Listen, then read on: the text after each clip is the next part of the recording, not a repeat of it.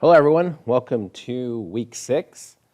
This is engineering problem solving, and that's Monday, the 2nd of November, day before Election Day. So I hope you've all voted, and stay aware of tomorrow, and we'll see what happens. Hopefully, we can get past it quick and just continue to focus on our education and our family and our jobs and those kind of things. So.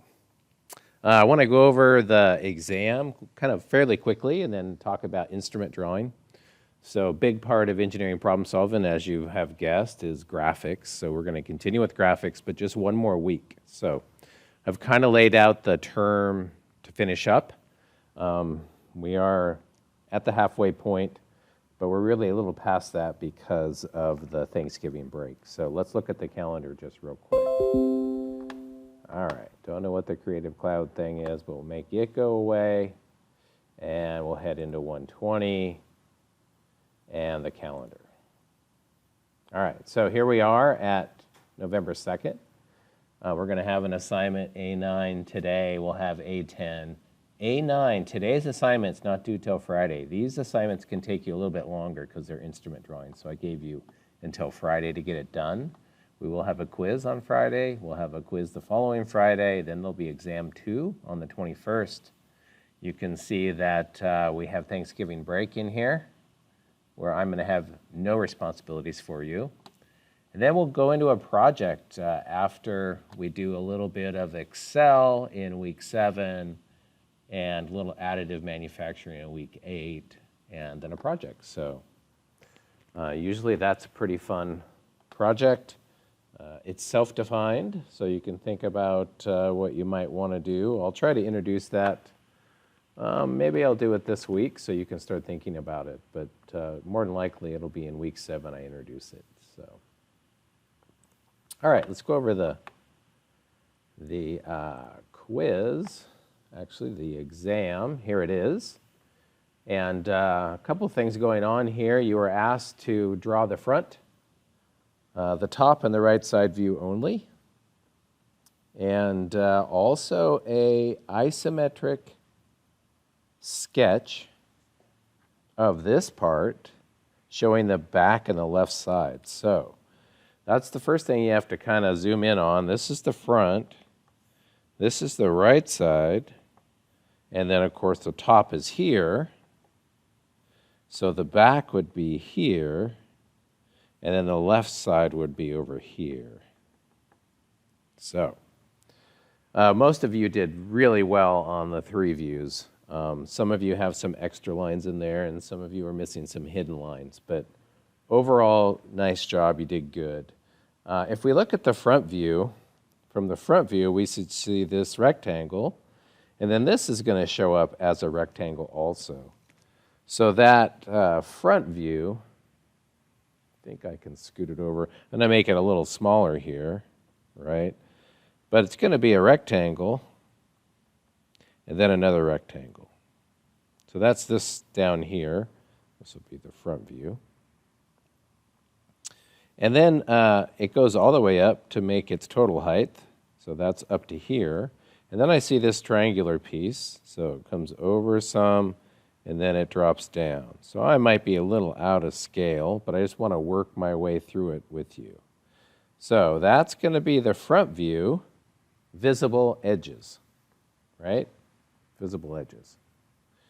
So we also are going to see the hole. The hole appears to be lined up with that spot, so I'm just going to sketch it in here, right? It's lined up. So those are the kind of geometries you really want to zoom in on, all right? So that's a fairly finished front view, okay? Then the right side view, the right side view looks like an L. It does have a line across it though. So in the right side view, I am definitely going to run out of room here. I'll scoot over a little more. There we go. We see a long right edge all the way up to the top, so up into here. And we see this shelf coming over, and then it comes down to this location, and then that shelf comes across. So kind of a big backwards L, But there's a transition between this surface and this surface. So there is a line across here. And also, we are going to see, again, this kind of angled surface away from us. Right? Then the hole is going to come across and create a hidden line because from the right side, I can't see that hole. Okay? All right. Top is left. Top is like a big rectangle. So I come across here to this spot, and it's this deep, right? So it's kind of this big rectangle I see in the top view, with a corner removed. So this little corner gets removed. This would project up and come out. So always look for those removed sections of an object, and you can pick that up in different views.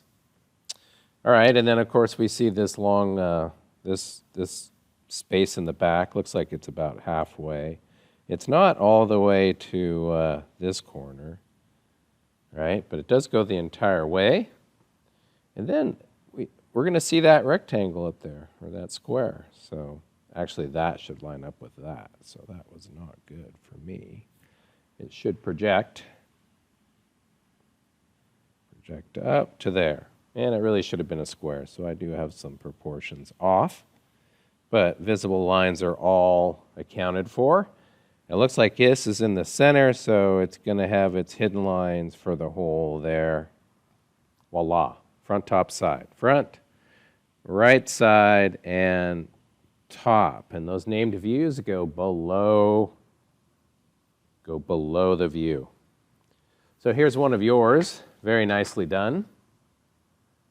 And I think all lines are accounted for. Okay? Super good. All right. Then the ISO. The ISO is going to look something like that. So it was a little tricky to do in your head. You had to figure out like how to get the back and the left side. So essentially you're looking at it from this back edge right here.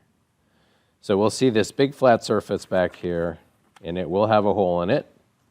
So this hole actually should be like that direction, right? But really very good. This is the left side. That's the side over here. It would make a L to the right if I was looking at it from the left, or that perspective. So L to the right, that's good. And then a big flat back surface back there. So it should look something like that. Excellent. Very well done. Most of you did a super good job. All right, what I want to talk about now is what we've been doing, which is 3 views, front, top, side, orthographic projection.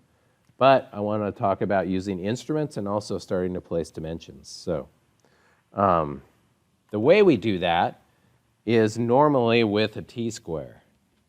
So I have t-squares here at the college. I don't know if you've picked one up. If you have not picked one up, there is a way to do it without a t-square. I know you have triangles, and those are going to be required.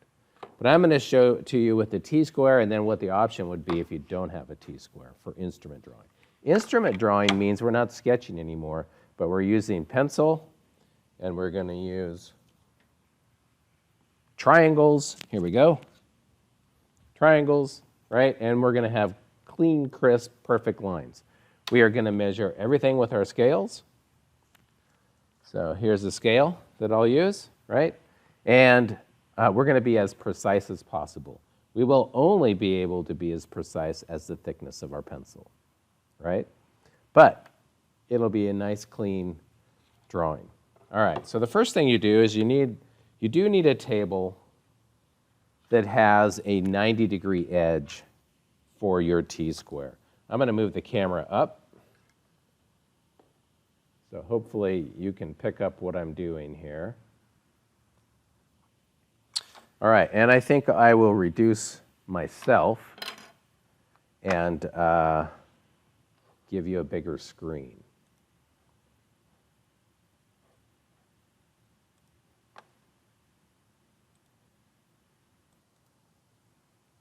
All right, I paused it right there real quick because I wanted to get my other scale. Okay, so I'm going to talk you through using a T-square on the edge. You have to have a table with an edge that it'll write on. Most tables have an edge, so that should be fine. First thing you do, what this does is it gives us a horizontal to work with, a fixed horizontal that I could draw on anytime I want to. We take our paper, and I'm going to use just regular bond printer paper, and we put it down on the table. And you want it kind of down close to yourself, right? And we tape it down. And we tape it down parallel with the paper and the T-square. So I'm going to try pulling this down to see if it picks anything up from a low level. It doesn't get much. Let's see about this. That might work. Now that you've seen kind of the whole picture. So I might go just like that. It's a little closer. I know it's a little skewed, but trust me that this bottom is straight. And I'm getting everything lined up. So you lay your paper down. Again, you want your paper down kind of close to you, so I'm going to scoot it down even further. And then you tape it down. I just use painter's tape. This will then stay down until it's time to do lettering, and I might pull it up for lettering. But normally, I just leave it down. And now everything's in line. So when I move this around, right, it stays in line with the paper. Wow, mine is not in line at all. So not even close. Maybe my T-square was off. So I'm actually going to pull it up. And that's why the painter's tape is nice, because it's not that sticky. And set it back down. All right, here we go. All right, make sure your T-square is actually on edge. Yeah, that feels better. And then put it down. Try and get your tape all the way down, because you'll end up catching the, and when you slide your T-square, you want to lift it over this edge or you'll tear your paper right there. All right, so now it's up and over, right? And I can use either edge. Both of those are horizontals. All right, once you get that, then you want to lay out your border. And typically you do everything nice and light first. So I know it's a 1/4 inch. This information is in the front cover of the book. It's going to take up a full 1/2 inch. Here's the front cover of the book, right? And the information is right there for A-size paper. You could use B size if you have B size. Here, this is 11 by 17. You could use that if you have it. It gives you more drawing space, but you don't have to. All right, so once you've made your mark, you can use this to kind of just set up your border. So that's the first thing you're going to want to do, is set your border up. Notice I'm just going to draw nice and light to figure out some space, okay? And then I know I have to come in a 1/2 inch on this side, also, or excuse me, 1/2 inch total, or 0.25 and 0.25. Then making sure your T-square is solid and not moved, you can do vertical lines with your triangles. This is instrument drawing. If anything moves, your lines will no longer be parallel. Okay? And then at the very bottom, I think we set up a 0.38 space for the title block. 0.38, almost 0.4. And I'll put that in too, because that then designates my drawing space. Like in the end, when I'm done, I'm going to want to darken these lines. But for now, I'm going to want to just leave them nice and light so I don't get extra graphite on the paper. Okay? So, with this process, I then can start working on the exercise. The exercise is 6.56. It looks like this. And I've asked you to draw the top view and dimension it. So I need to talk about dimensioning. I think drawing it, you'll probably be able to figure it out. The first thing you want to do is figure out your scale. It looks like it's 4.12 by 2.3. So 4.12 is about this big, and 2.3 is about this big. So I think 1-to-1 works for this drawing. It'd be nice to get it a little bigger on the paper, but 2-to-1 would be like 8 inches, and I know that's not going to fit. And if it fits, I'm not going to have enough room for dimensions, so I'm not going to do that. So typically, you want to think through the space use of your paper before you start. And then you want to block in the views. I'm only asking you to do one view. So it's going to fit, right? If I was asking you to do 3 views, it might not fit, and you need to plan for that by choosing a scale to make it smaller if you need to, but make sure there's enough room around your drawings to get dimensions in. All right, so I'm just going to block out the space. I think it's 2.3, so that's from here to here. Again, I'm going to do this very light. You should do everything super light in the beginning so you can just erase things out easily. And then 4.12. I'm not going to actually calculate to center it. I'm just doing it by eye, and that's good enough. If you want to get more accurate than that, you can. I do constantly check my T-square to make sure it is firmly on the table. And then, I got too many marks here. I think it's this one, and I think it's this one, but I'm going to verify that. 4.12, right? 4.2? 4.12 should be back in here somewhere. All right, that's why you do it nice and lightly, is you will make mistakes along the way, and if you do it nice and light, your mistakes can easily just be erased out. We are not going to do any darkening until the end, or until we're sure we have all the lines that we want, right? And these overruns, we want to clean those up right away. Any overruns. We want our corners to be beautiful, like perfect, actually, as the highest attention to detail as we can get. All right, so that blocks the view in, right? So now as I look at the exercise, I have more geometries to get in. I have this geometry to get in. Looks like it's 0.3 from here to here. That's what the 0.3 is. And 1.9. So I know it's 1.9. That's here. And then 0.3 to there. Now, for those kind of lines, I'm just going to use my straight edge and put it right on the marks, best I can, and sketch it in. So I know that angled in surface right here, you know, there's material that's gone. So I'm going to remove this material out. As you go along and draw, get rid of lines that you don't need. Notice how lightly I'm drawing, and I can just erase it very easily. Okay? Instrument drawing. We use the instruments, and we are precise with our tools. All right. You'll have some things like curves, right, that you have to work with. You should have a circle template. If you don't have a circle template, you can actually find a round object of the right size and use it to create that circle. Don't sketch it by hand. We want to use instruments to make this as perfect as possible. Okay? So I think all the information here, this is a radius call out, but it gives you no number, which is interesting. But I think you're given 0.78 here, and that's the diameter. So those kind of things you just get to work your way through.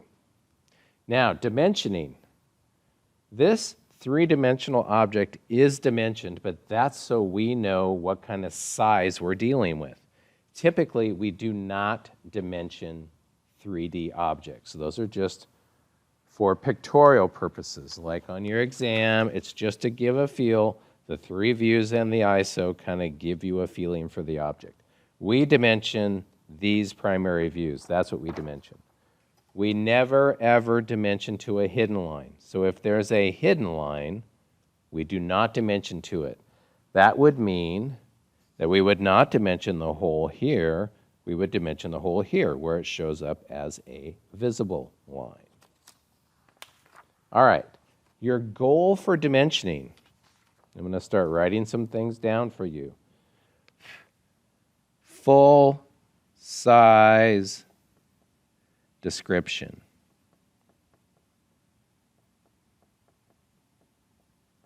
That's your goal. Full and complete size description. How big is the object? Your second goal is clarity. Means we want those dimensions as clear as possible without breaking the fundamental rules.